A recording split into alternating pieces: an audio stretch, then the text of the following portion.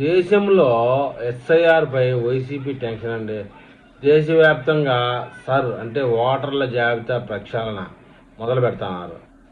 ఆంధ్రప్రదేశ్లో ఓటర్ల జాబితా ప్రక్షాళన ప్రక్రియ మొదలవగానే ప్రధాన ప్రతిపక్షం లేదు, బొచ్చు లేదు. ప్రతిపక్షం అని చెప్పుకుంటే వైసీపీలో కంగారు మొదలైంది. గత ప్రభుత్వ హయాంలో ఓటర్ల నమోదు తొలగింపు ప్రక్రియలో భారీ అక్రమాలు జరిగాయని, లక్షలాది దొంగ ఓటర్లను చేర్చారన్న తీవ్ర ఆరోపణలు ఉన్నాయి.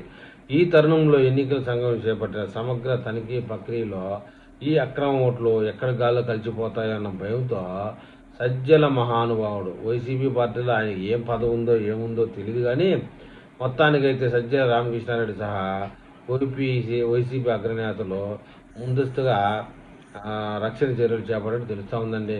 మొత్తానికి పాత పద్ధతులకు చెక్.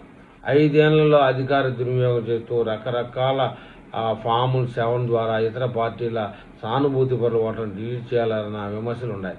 ఆ సమయంలో ప్రభుత్వం అధికారులను తమ చెప్పు చేతల్లో ఉంచుకొని పకడ్బందీగా ఈ దందా సాగించినట్లు ప్రస్తుత విచారణలో వెల్లడైంది. అయితే ఇప్పుడు పరిస్థితి మారింది. కేంద్ర కీలక ఎన్నికల సంఘం పర్యవేక్షణలో ఆధునిక సాంకేతికం వాడుతూ జరుపుతున్న ఈ ప్రక్షాళనలో ఎక్కడా పొరపాట్లకు తావు లేకుండా చర్యలు తీసుకుంటా ఉన్నారు.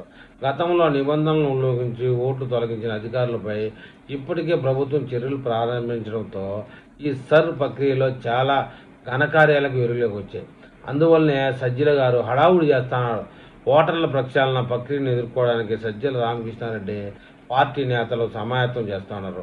బూత్ లెవెల్ ఏజెంట్ల ద్వారా సమాచారం సేకరించడం, ఓట్ల తొలగింపుపై కోర్టును ఆశ్రయించడం వంటి అంశాలపై ఆయన దృష్టి సారించారు. అయితే ఇది తమ కేడర్ ఓట్లను కాపాడుకోవడానిక, అక్రమంగా చేర్చిన ఓట్లు తొలగకుండా అడ్డుకోవడానికి అన్న సందేహం రాజకీయ వర్గాల్లో వ్యక్తమవుతుంది.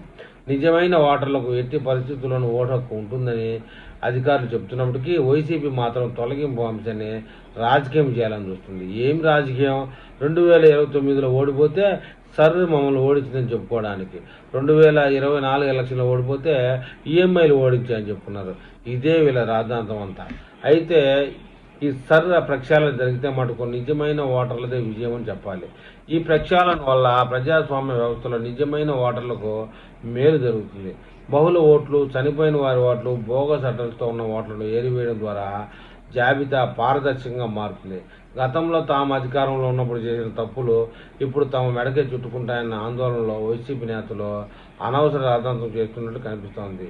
దొంగ ఓట్లను కాపాడుకోలేమని అర్థమవడం వల్లనే వైసీపీలో ఈ స్థాయిలో కంగారు పుడుతుందన్న అనుమానాలు పెరుగుతూ ఉన్నాయి. మొత్తానికి ఏదేమైనా ఈ అనేది మన ఏపీలో కన్నా తెలంగాణలో బాగా పనిచేస్తుంది. ముఖ్యంగా పాత బస్తీలో బాగా పనిచేస్తుందని నా అభిప్రాయం. మరి నా అభిప్రాయంతో ఎంతమంది ఏకీభవిస్తారో చూద్దాం.